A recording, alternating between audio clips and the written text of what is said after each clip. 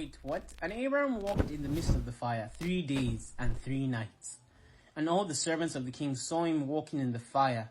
And they came and told the king, saying, Behold, we have seen Abraham walking about in the midst of the fire, and even the lower garments with which are upon him are not even burned, but the cord with which he used to tie him is burned. And when the king heard their words, his heart fainted. And he would not believe them. So he sent other faithful princes to see this matter. And they went and saw it, and told it to the king. And the king rose to go and see it, and he saw Abraham walking to and fro in the midst of the fire. And he saw Haran's body burned, and the king wondered greatly.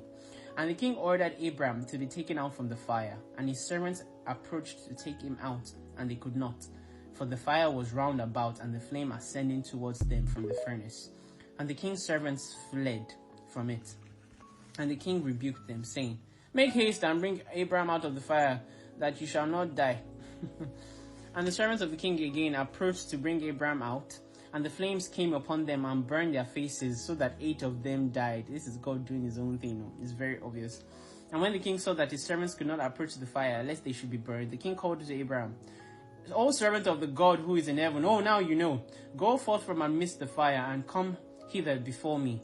And Abraham hearkened to the voice of the king, and he went forth from the fire and came and stood before the king. And when Abraham came out, the king and all his servants saw Abraham coming before the king with his lower garments upon him, for they were not burned, but the cord with which he was bound was burned. Verse 34. And the king said to him, Abraham, how is it that you are not burned in the fire? And Abraham said to the king, The God of heaven and earth, in whom I trust, and who has in all his power, who has all in his power, he delivered me from the fire. The God of heaven and earth, in whom I trust. Do not let your faith be wavering. Put your trust in the Lord God Almighty.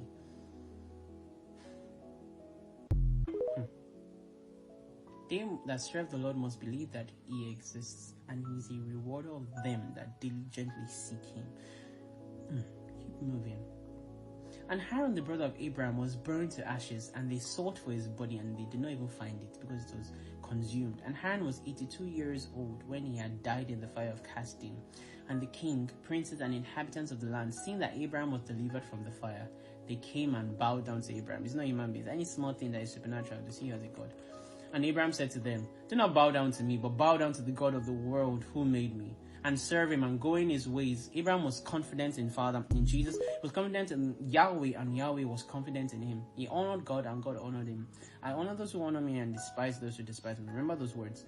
And go in his ways, for it is he who delivered me from this fire, and it is he who created the souls and spirits of all men, good, and formed man in his mother's womb, and brought him forth into the world, and it is he who will deliver those who trust in him from all pain.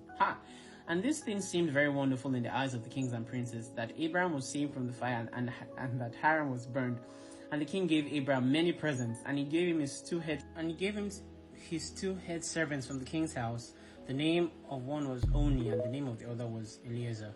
So father said I should say something whilst I went to protocol. I was getting something, so he said I should say something, and he said, take a look at Haran's story and learn something. Not even Haran's story, Haran and Terah's story. Selfishness,